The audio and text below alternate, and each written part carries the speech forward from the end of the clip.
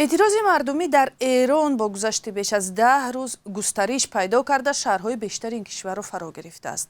سازمان حامی حقوق انسان برای ایران که از خارجه کار میکند از تظاهرات ساکنان در 78 شهر خبر داده است. ساکنان بنابر بی‌قرب‌شوی پل ملی و گرانی به خیابان‌ها ریخته علیه حکومت اعتراض دارند.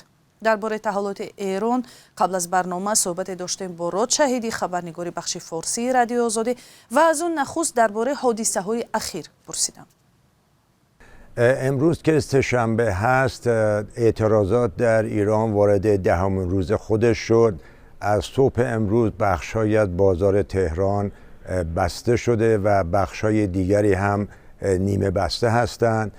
تا الان دست کم 20 نفر از معترضان در شهرهای مختلف کشته شدند و خبرهایی که ما داریم صدها نفر مجروح و بازداشت شدند.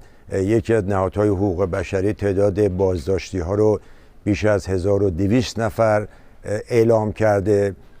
گفته میشه که اعتراضاتی که از گروهی از طرف بازاریان تهران شروع شد به بیش از 80 شهر در نقاط مختلف ایران گسترش پیدا کرده و هنوز هم ادامه داره. این اعتراضات گرچه از بازار تهران در اعتراض به بالا رفتن قیمت دلار، ارز و وضعیت اقتصادی کشور، معاملات اقتصادی شروع شد، ولی به سرعت رنگ و بوی سیاسی گرفت.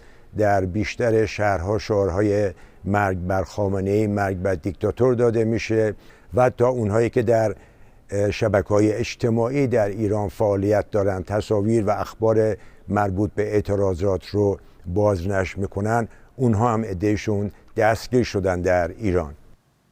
سوال دیگری که داشتیم این بود که بازداشت و برکناری رئیس جمهوری ونزوئلا نیکولاس مادورو بحث‌هایی را در ایران برانگیخته است. آیا امکان دارد که آمریکا چنین کاری را در جمهوری اسلامی انجام دهد؟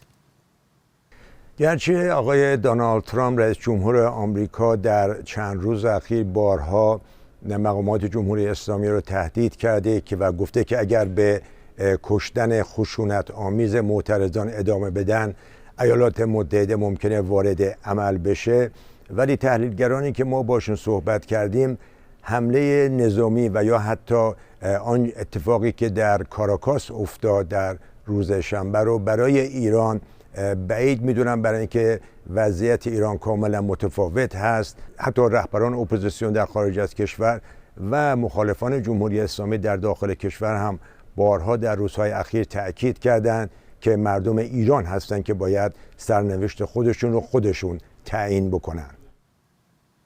راد شهیدی، خبرنگار رادیوی فردا بخش فارسی رادیوی آزادی، درباره تحولات اخیر در اعتراضهای مردمی در ایران صحبت میکرد.